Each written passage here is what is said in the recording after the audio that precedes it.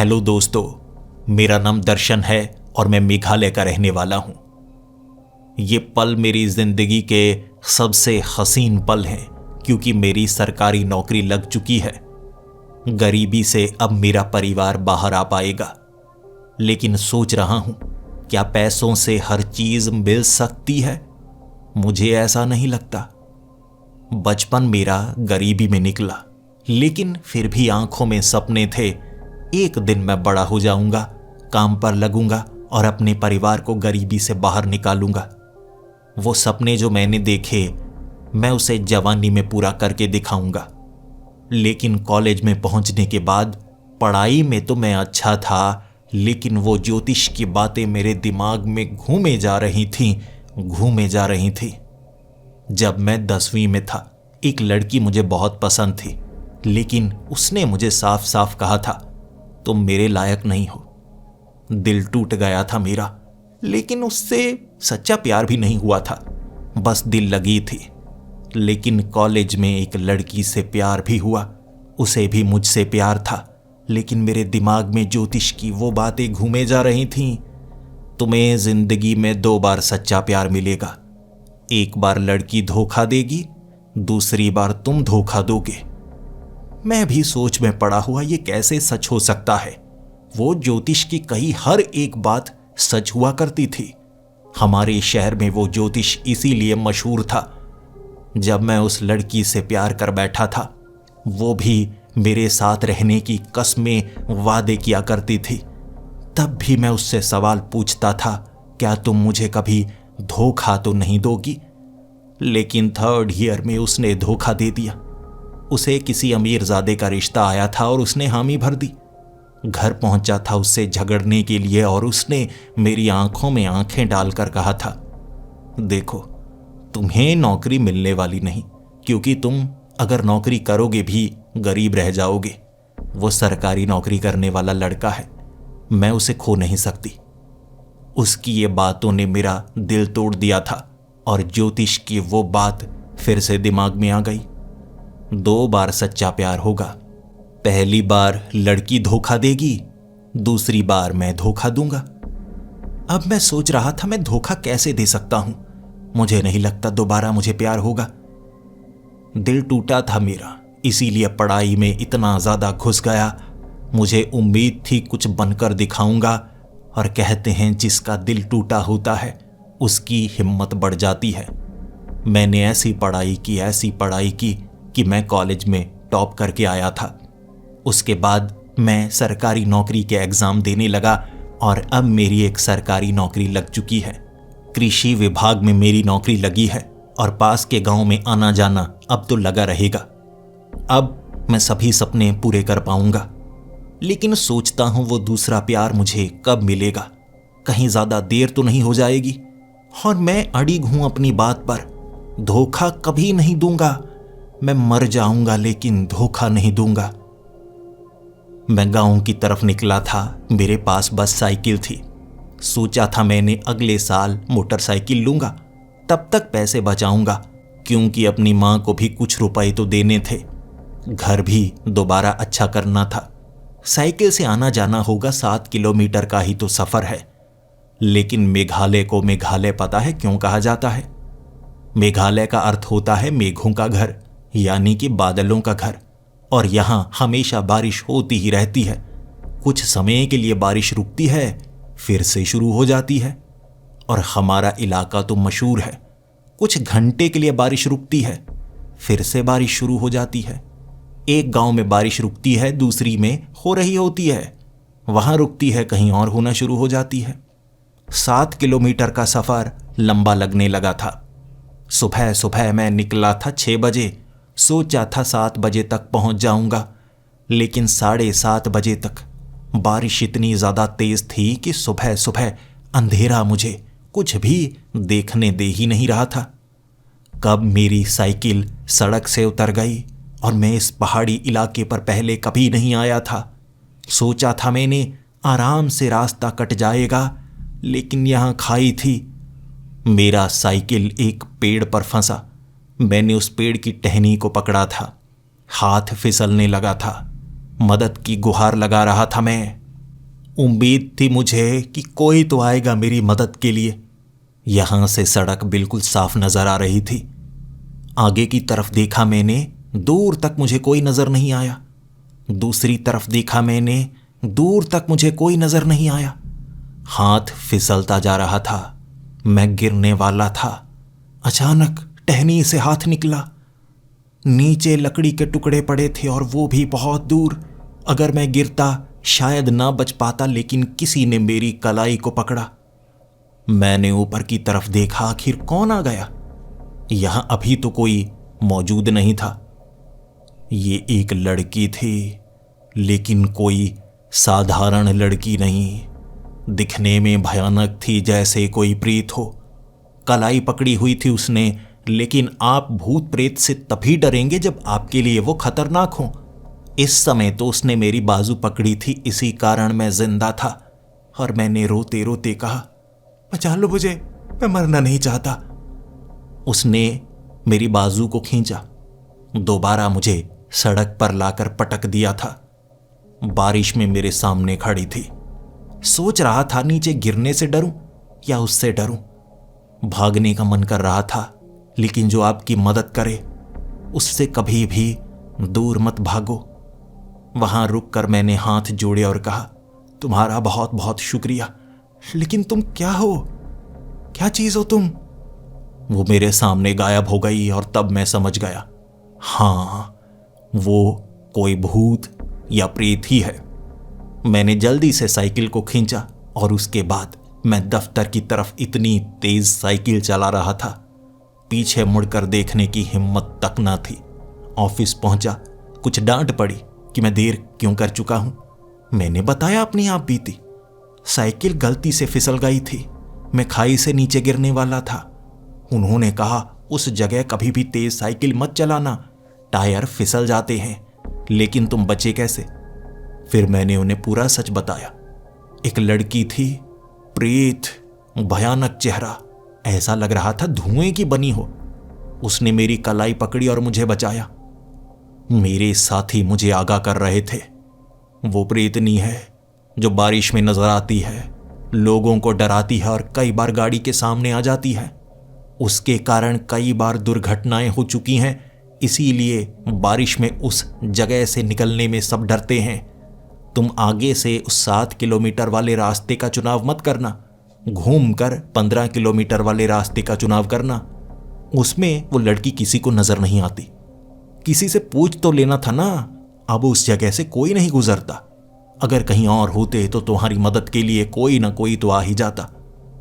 लेकिन मैं उन्हें समझाना चाहता था, अगर वो बुरा करना चाहती तो बुरा कर सकती थी।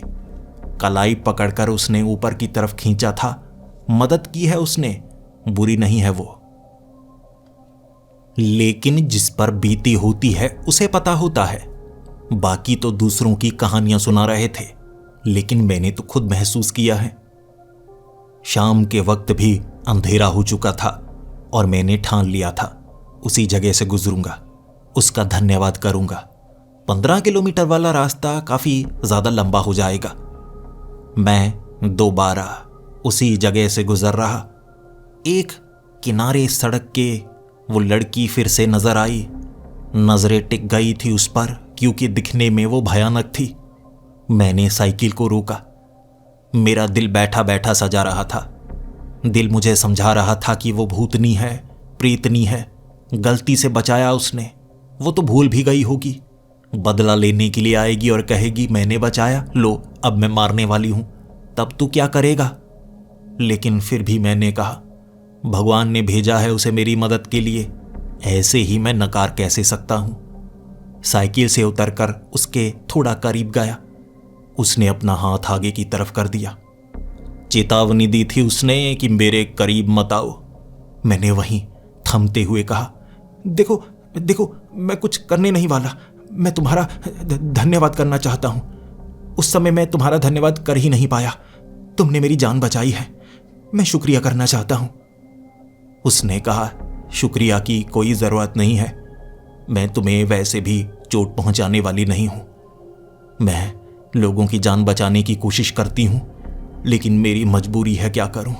अगर मेरे कारण किसी को चोट पहुंचती है तो मैं क्या करूं, मेरी भी मजबूरी है। मैंने उससे पूछा, तुम्हारी क्या मजबूरी है, मैं तुम्हारी क्या मदद कर सकता हूं? उसने कहा, चले जाओ यहां से, मेरी यही मदद होगी, कहीं तुम्हें चोट ना लग जाए, उसका इल्जाम भी मुझ पर ही लगेगा। उसने मुझे कहा, चले जाओ चले जाओ, अंधेरा हो रहा है, चले जाओ, कहीं तुम्हें चोट ना पहुंच जाए। मैं उसे समझा रहा था, नहीं नहीं, तुमने मुझे चोट नहीं पहुंचाई है। तभी बारिश थमने लगी।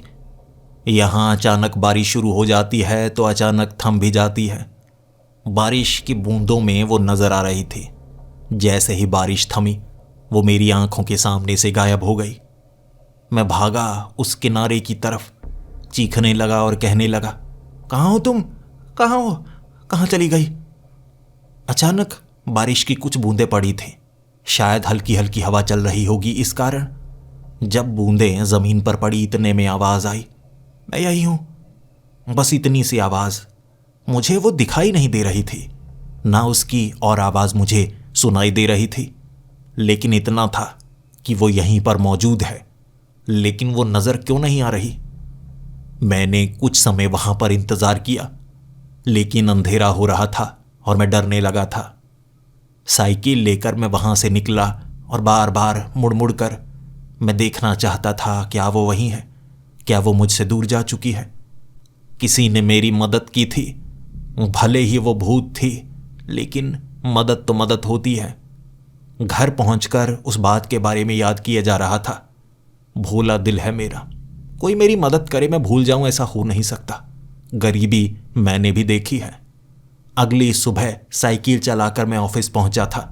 सोचा था रास्ते में वो मिलेगी, लेकिन नहीं, उस समय भी वो बिल्कुल नहीं मिली। और क्योंकि बारिश दिन के वक्त भी नहीं हो रही थी, तो साइकिल चलाने में मुझे ज़रा भी परेशानी नहीं हुई।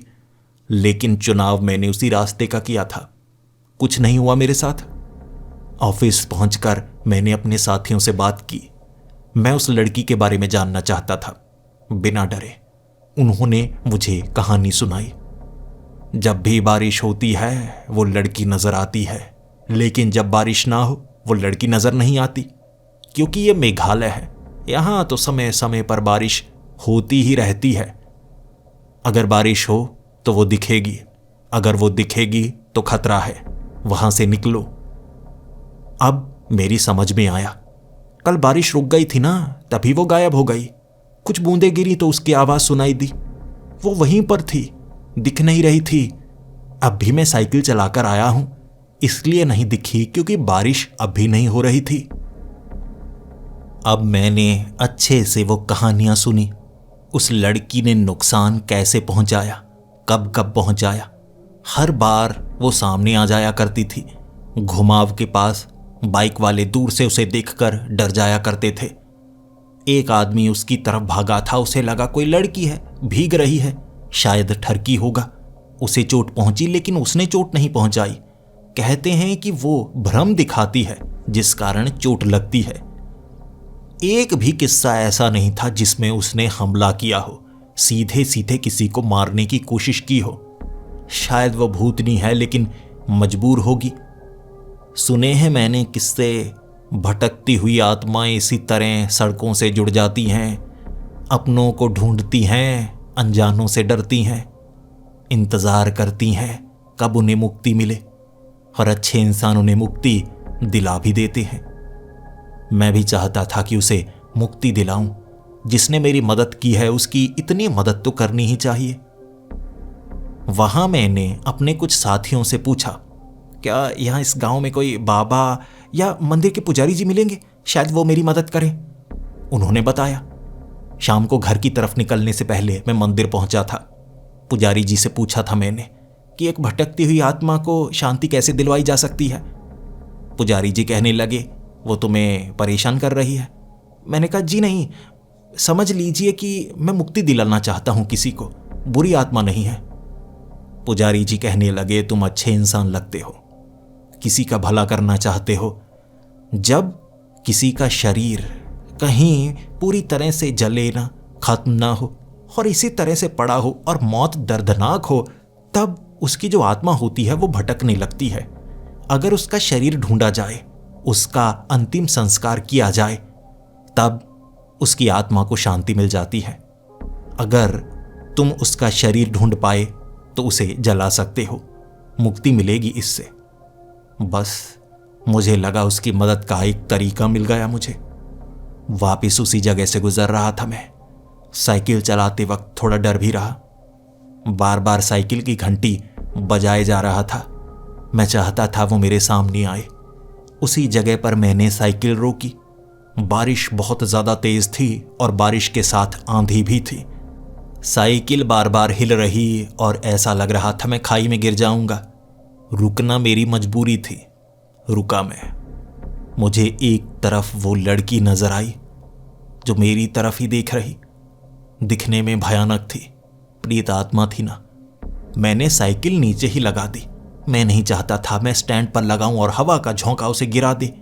खाई में ना गिरा दे, क्योंकि मेरे पास एक ही साइकिल थी। भागा भागा गया मैं, उसी पेड़ के नीचे खड़ा हो गया। एक तरफ वो थी। फिर उसने खुद कहा, तुम फिर से आ गए। तुम्हें मुझसे डर नहीं लगता, या इस जगह से डर नहीं लगता? इस जगह बहुत हादसे हो चुके हैं। कुछ को टाल दिया मैंने, लेकिन कुछ हादसे ऐसे होते हैं मैं भी टाल नहीं सकती।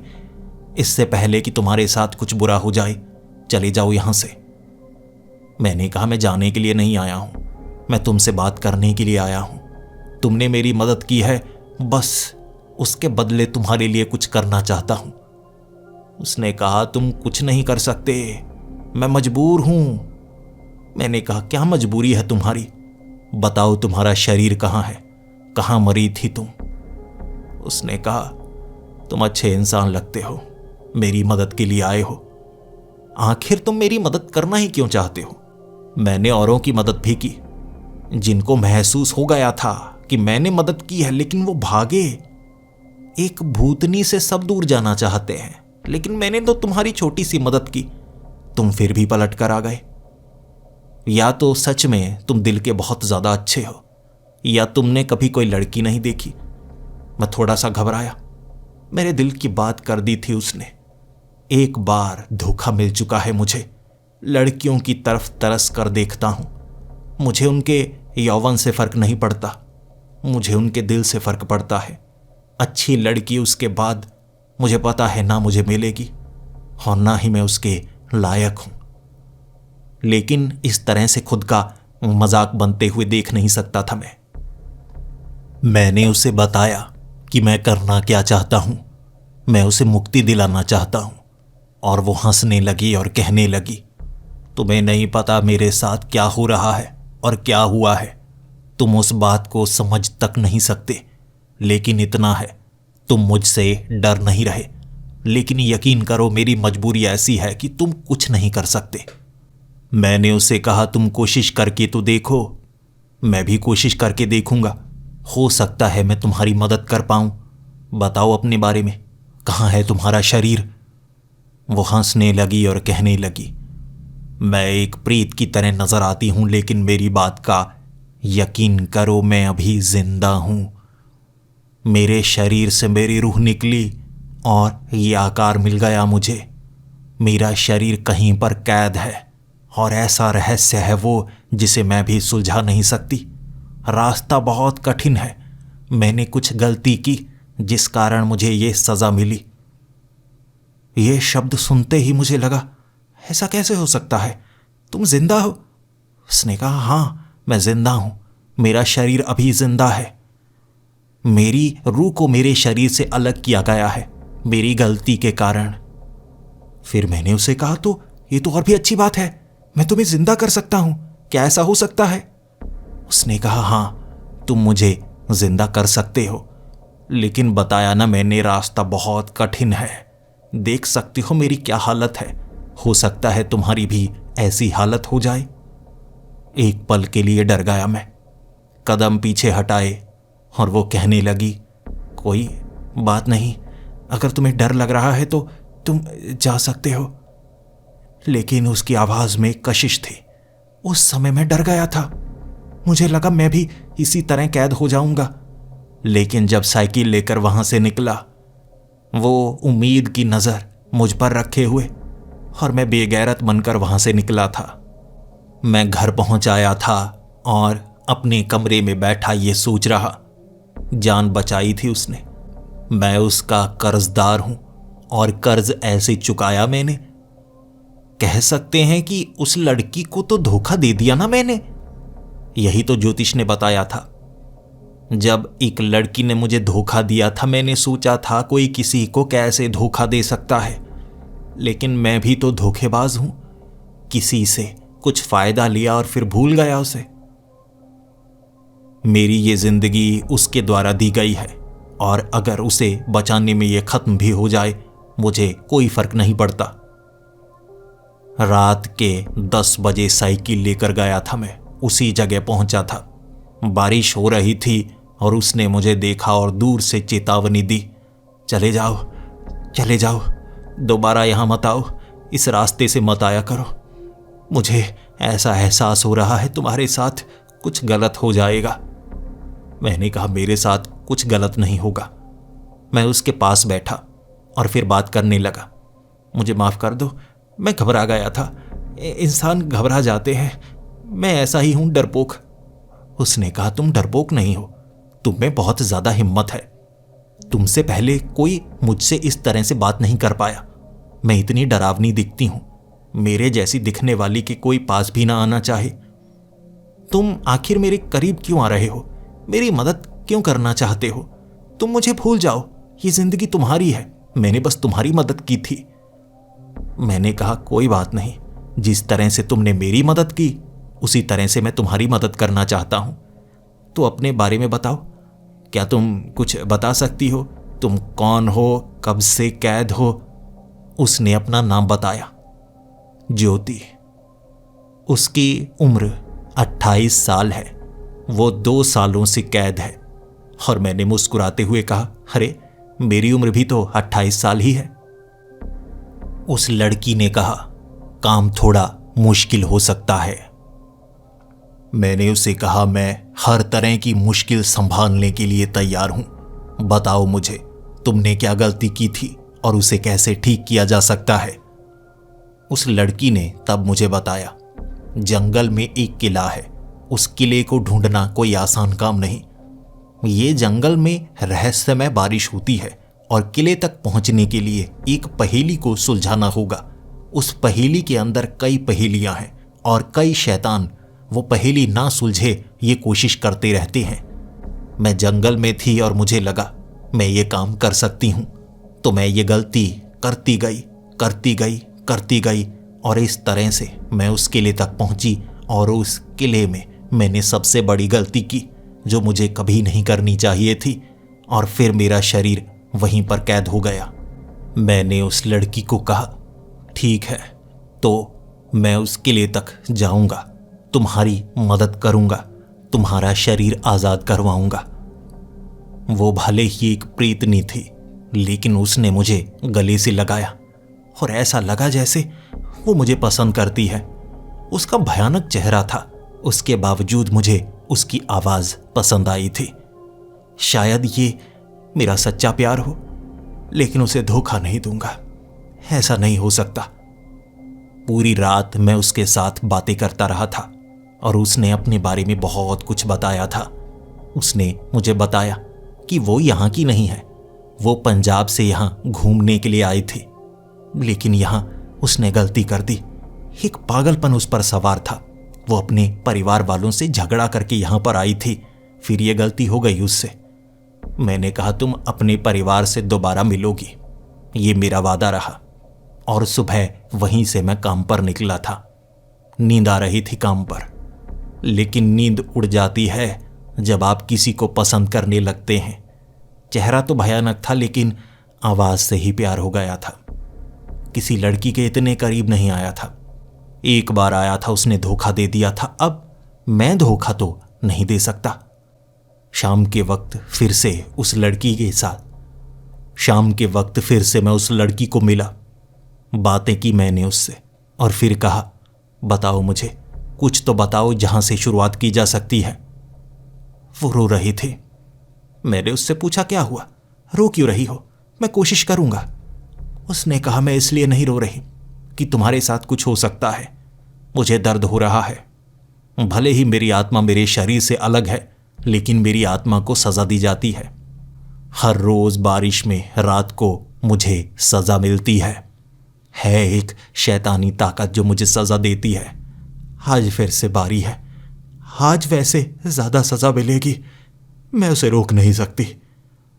मैंने कहा, मैं तुम्हारे साथ चलूँगा, तुम्हारी हर सज़ा दूर कर दूँगा। वो मुस्कुराई थी।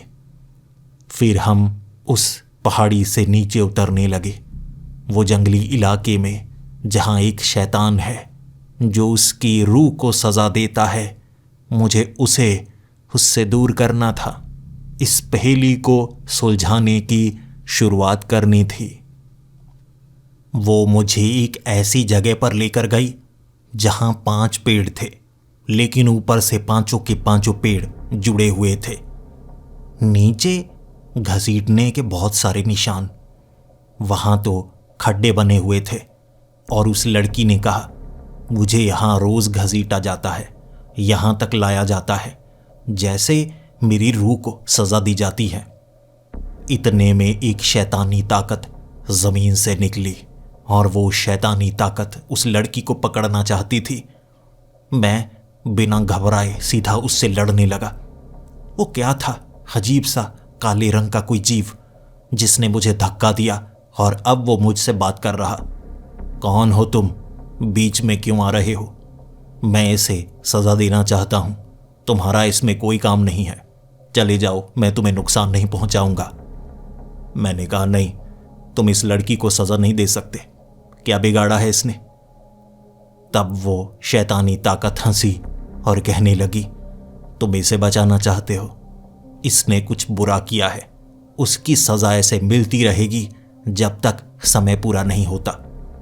मैंने कहा, ऐसा नहीं हो सकता, समय कभी पूरा नहीं होगा, इसे आज़ाद करो।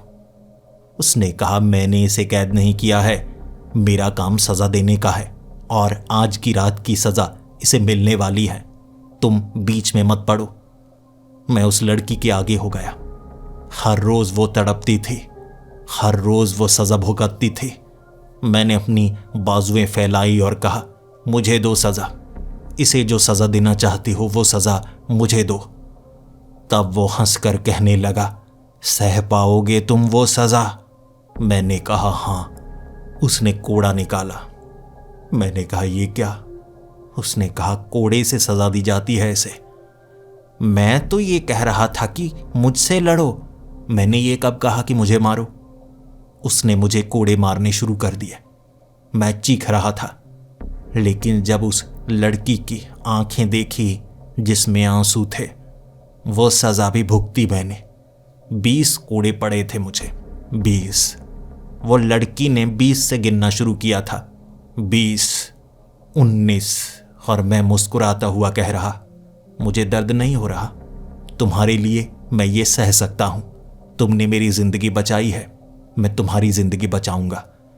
जब 20 कोड़े पड़ गए तब उस शैतानी ताकत ने कहा, तुमने इसके लिए खुद की कुर्बानी दी है, खुद सज़ा भुगती है, जाओ, इसे माफ़ किया, अब हर रोज़ मैं इसे सज़ा नहीं दूंगा।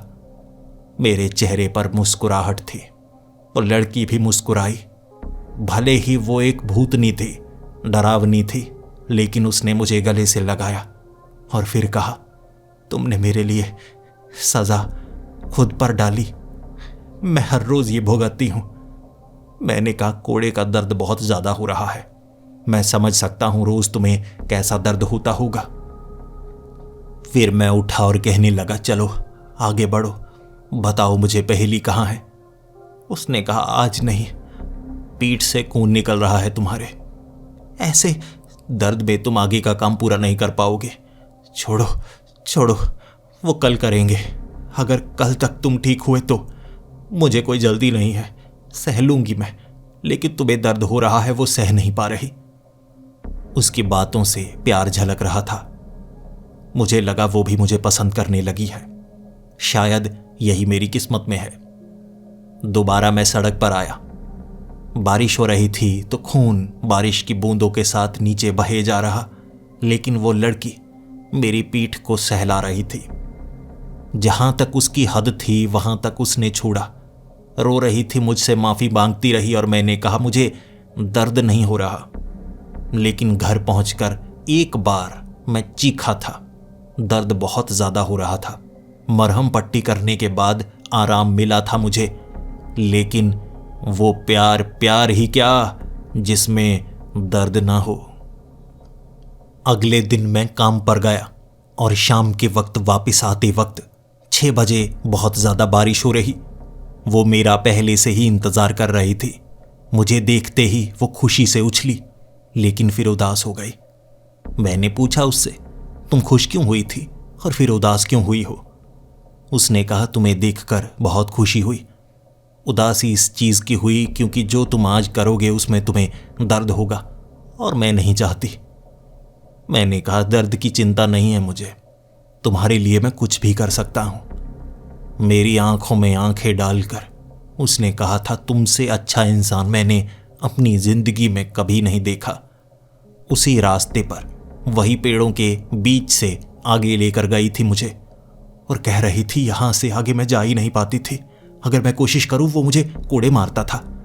शायद अब मुझे उम्मीद की किरण नजर आ रही है। दोबारा किले तक मैं पहुंच सकती हूं, लेकिन पहेली है आगे, एक भयानक पहेली है आगे। मुझे अच्छे से याद भी नहीं आ रहा मैंने वो पहेली कैसे सुलझाई थी। आगे पत्थर थे। जैसे जब सड़क बन रही हो तो टूटे हुए पत्थर डाले जाते हैं। उनके ऊपर साइकिल मोटरसाइकिल चलाना बहुत मुश्किल होता है, आप गिर जाते हैं। वहां पर वैसे ही पत्थर थे और चारों तरफ पेड़ लगे हुए। निकलने का रास्ता वहीं पर था। और फिर उस लड़की ने कहा था, यह रास्ता है सबसे खतरनाक, इस रास्ते में किसी की भी मौत हो सकती है।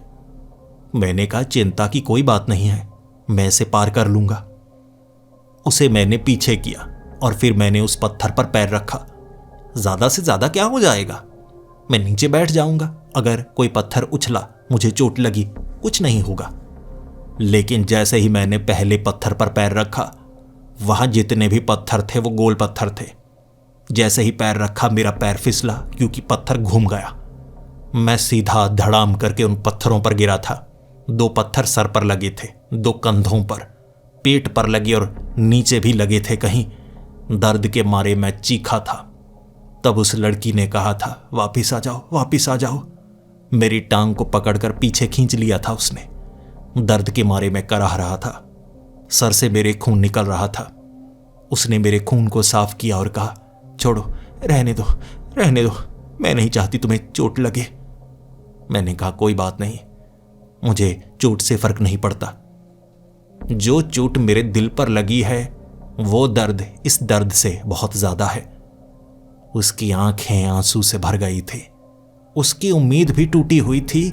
मुझे देखकर उसकी उम्मीद जागती थी। इसीलिए पत्थरों पर दोबारा पैर रखा मैंने। हिम्मत से आगे बढ़ने लगा, लेकिन बढ़ नहीं पाया। पत्थर फिर से घूम गए। टक करके फिर से नीचे गिरा मैं। टांग खींचकर उसने फिर से बाहर निकाला मुझे और मैंने कहा, क्यों खींचती हो, क्यों खींचती हो? कम से कम आगे निकल तो पाया था, शायद और आगे चला जाता मैं, खींच क्यों लेती हो? उसने कहा, कान के पास से खून निकल रहा है तुम्हारे। उसने मुझे कहा, इन पत्थरों पर चलने की कोशिश करोगे तो तुम गिरोगे, लेकिन निकलना यहीं से पड़ेगा। मैं सोचने लगा ये काम कैसे किया जा सकता है। 3-4 बार मैंने और कोशिश की। पसलियां भी मेरी टूटने लगी थी, लेकिन फ्रैक्चर नहीं हुआ। कह सकते हैं जख्म काफी भारी हुए थे।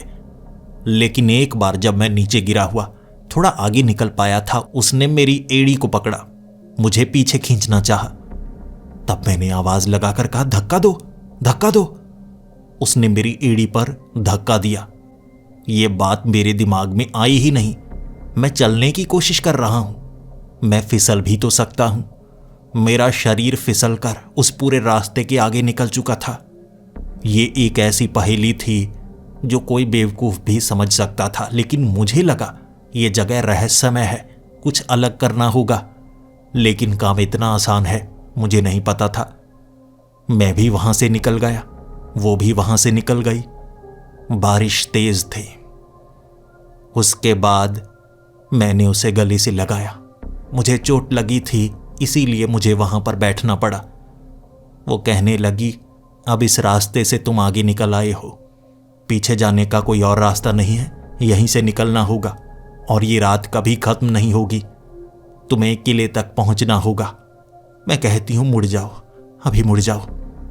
मैंने कहा तुम मुड़ने की बात बहुत करती हो, मैं तुम्हें बचाए बिना यहां से वापस जाने वाला नहीं। मुझे अपने बारे में कुछ बताओ, तुम्हारी बातें सुनने के बाद मुझे बहुत अच्छा लगता है। उसने अपने बारे में बताना शुरू किया। वो चंडीगढ़ में पढ़ती है, वहां दोस्तों के साथ बहुत शरारतें किया करती थी। उसे अकेले घूमना बहुत ज्यादा पसंद था।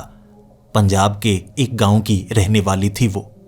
फिर मैंने उसे कहा, ज्योति तुम हो तो हिम्मत वाली, कोई लड़की इस तरह से ऐसी जगह पर तो नहीं जाती।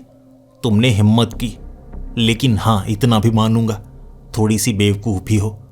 मेरी ये बात सुनकर वो बहुत ज्यादा हंसी थी। उसे बचाना चाहता था मैं, और ये सवाल मैंने उससे पूछा, तुम दिखती कैसी हो? उसने कहा, मैं ज्यादा खूबसूरत तो नहीं हूं, लेकिन हां रंग साफ है मेरा, बाल घने काले हैं और थोड़े लंबे भी हैं। बाकी लड़कियां छोटे बाल रखती हैं, लेकिन मेरे थोड़े लंबे बाल हैं, ठीक ही दिखती हूं बाकी। और मैं सोचने लगा, शायद मेरी किस्मत में वही है, मुझे वैसे भी काले घने बाल बहुत ज्यादा पसंद है। उसका रंग बिल्कुल साफ है, सांवला नहीं है। मेरे साथ जचेगी वो, धोखा नहीं दूंगा, उसे बचाऊंगा या खुद मरूंगा। प्यार हो गया था मुझे। फिर हम आगे बढ़ने लगे और आगे बढ़ते बढ़ते एक ऐसी जगह पहुंचे जहां से वो किले के खंडहर साफ नजर आ रहे थे, लेकिन रास्ता रोका हुआ था 3 मूर्तियों ने। वो मूर्तियां किसी शैतानी मूर्तियों से कम नहीं थीं। बड़े बड़े सींग दिखाए गए थे, जैसे प्राचीन काल के कोई राक्षस हों। तब वो लड़की ने कहा, यहां सबसे ज्यादा खतरा है, ये पत्थर की मूर्तियां हिल सकती हैं। आगे जाने का रास्ता किसी एक मूर्ति के नीचे से निकलने में है, लेकिन अगर गलत मूर्ति के नीचे से निकलोगे तो वो हिलने लगेगी और पत्थर की बनी ये मूर्ति मारने की कोशिश करेगी। हाँ मुझे याद आ रहा है, मुझे याद आ रहा है। मैंने कहा, ये तो बहुत खतरा है। आखिर वो मूर्ति कौन सी है जिसके नीचे से निकला जा सकता है? उसने कहा, मूर्तियां बदलती रहती हैं। जब तुम एक बार कोशिश करोगे, गलती हो गई, उसके बाद वो मूर्ति तुम्हें पीटने की कोशिश करेगी, मारने की कोशिश करेगी। लेकिन अगर तुम पीछे भागोगे, वो यहां से ज्यादा दूर नहीं जा सकती, लेकिन जब तुम वापस आओगे वो जगह बदल लेगी। मेरे साथ कई बार ऐसा हुआ था, मैं नहीं बता सकती वो कौन सी जगह है। तब मैं सोच में पड़ा हुआ। 3 रास्ते हैं, बड़ी बड़ी मूर्तियां, नीचे से निकलने की कोशिश करूंगा, वो मूर्ति पीटेगी। हे भगवान मेरी मदद कर। मैंने तब उस लड़की की तरफ देखा और कहा, तुम मेरी किस्मत हो, मैं तुम्हें पसंद करने लगा हूं। जब तुम्हें मैं बचाऊंगा, क्या तुम मेरे साथ रहोगी? उसकी आंखें भर आईं और फिर वो कहने लगी, मुझे नहीं पता, तुम मेरे साथ रहना चाहोगे? मैंने कहा, हाँ मैं तुम्हारे साथ रहना चाहूंगा, तुम्हारे जैसी लड़की ही मुझे चाहिए थी। अब बताओ मेरी किस्मत की रानी, किस मूर्ति के नीचे से निकलूं? सब कुछ तुम्हारे हाथ में है। उसने कहा, बीच वाली मूर्ति, शायद बीच वाली मूर्ति से निकलने का रास्ता है। मैं बीच वाली मूर्ति से निकलने वाला था, मूर्ति हिलने लगी और तभी मैं समझ गया, हो गई गलती। वो मूर्ति पत्थर की थी, मैं पीछे भागने लगा, उसने मुझे पकड़ लिया। वो मूर्ति जान से मारना नहीं चाहती थी, बल्कि जोर जोर से बस मुक्के मारना चाहती थी। अगर मैं गिर जाता तो शायद मर जाता। पीछे से पत्थर के बने हुए वो मुक्के बहुत दर्द देते हैं, मैंने उसका एहसास किया। सर से खून बह रहा था, घुटना मेरा मुड़ चुका था, लेकिन उस लड़की के साथ मैं भाग पाया। कम से कम एक बात अच्छी लगी मुझे, वो मूर्ति ने मुझ पर हमला किया था, उस लड़की पर नहीं। मैंने उसे चोट पहुंचने नहीं दी थी। फिर एक पेड़ के पास खड़ा होकर देखने लगा उन मूर्तियों को। अब उन मूर्तियों ने अपनी अपनी जगह बदल ली थी, यानी फिर से मुझे अपनी किस्मत आजमानी होगी।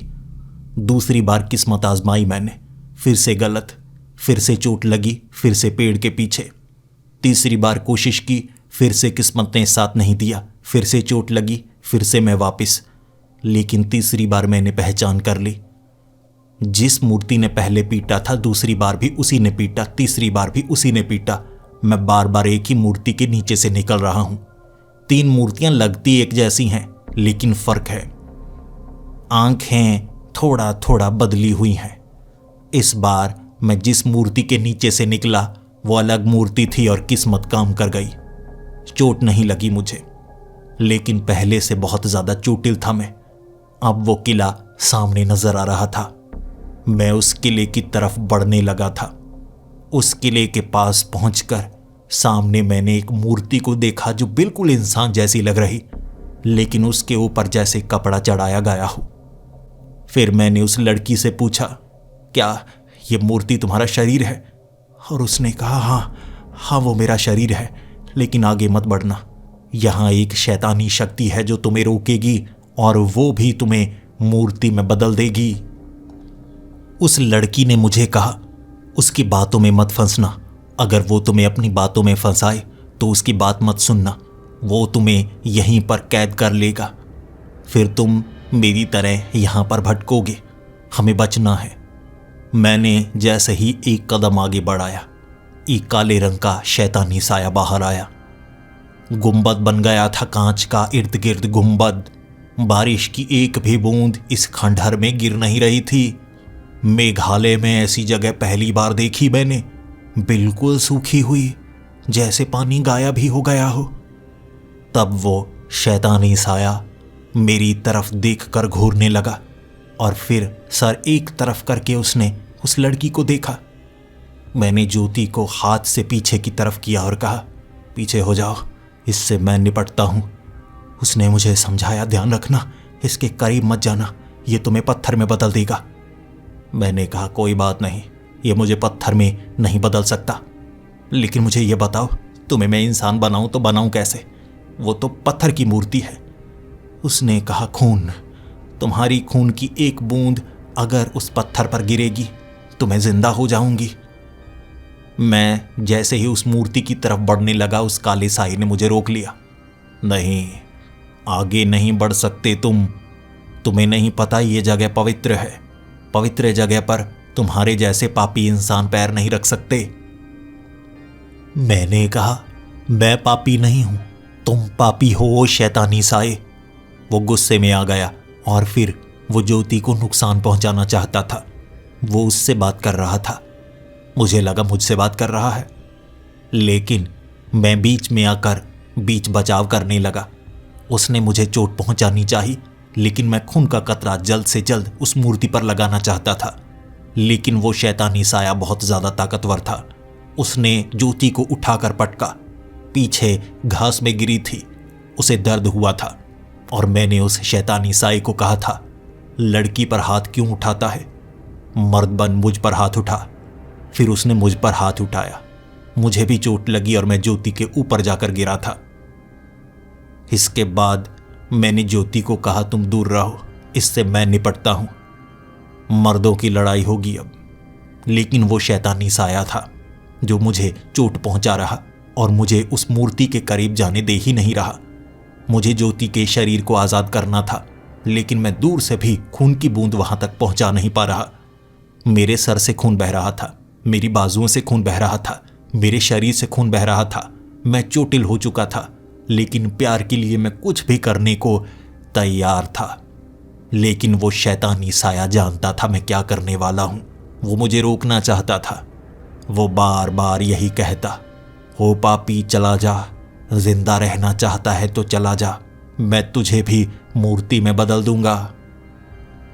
वो शैतानी साया भी ताकतवर था, लेकिन चोट उसे भी पहुंचती थी। वो गायब नहीं हो रहा, सामने से वार कर रहा। तो मैंने भी एक लकड़ी को उठाया, उसके पेट में वो लकड़ी घुसा डाली।